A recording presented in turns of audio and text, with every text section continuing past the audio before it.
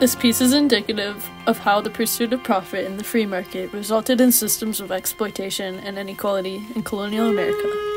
It all began with the westward expansion when America colonized itself. As more white settlers moved west in the 1800s, they sought indigenous territory in the Great Plains for farming and industry. Native Americans were sacrificed for land and empire, beginning the story of colonial America's intersection of profit, individualism, and exploitation. The piece shifts to the manufacturing centers and coal fields that fueled the Industrial Revolution, but now depleted and in decay.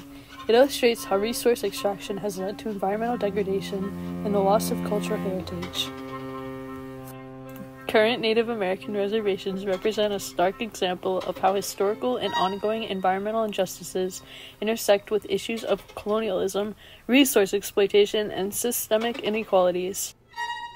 The Pine Ridge Reservation, for example, is home to the Oglala Lakota people and has a long history of poverty and social inequality. The historical trauma and ongoing socio-economic challenges stemming from events like the Wounded Knee Massacre exacerbates indigenous communities' vulnerabilities to climate-related disasters, such as extreme weather events, loss of traditional lands, and disruption to traditional practices. We do not have a right to subjugate human or non-human environments for short-term gains. Deteriorating an entire region with strip mining for the benefits of coal to leave people destitute are forms of subjugation. Exploitation of human beings and of nature are really two sides of the same coin, for we are inseparably bound to our earth. Poverty and pollution, the products of exploitation, hurt us all whether we live in a coal field, near a power plant, or far removed from both. As we seek a comprehensive coal policy, it is wise to ask about potential or actual energy exploitation. How does energy consumption fulfill us as human beings? Who pays the cost and who receives the benefits from our current energy production and consumption? How do we calculate the cost of human health or the destruction of natural beauty in a region?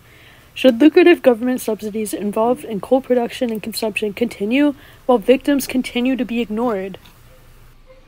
So, how can we ensure that climate adaptation and mitigation efforts prioritize the rights and sovereignty of indigenous peoples, particularly in regions heavily impacted by environmental degradation?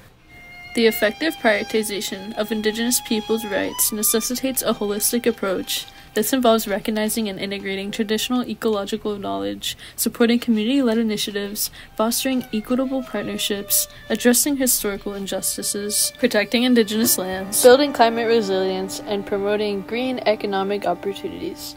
By engaging indigenous communities as equal partners and stakeholders, we can ensure that climate initiatives respect indigenous rights, enhance community resilience, and contribute to environmental justice.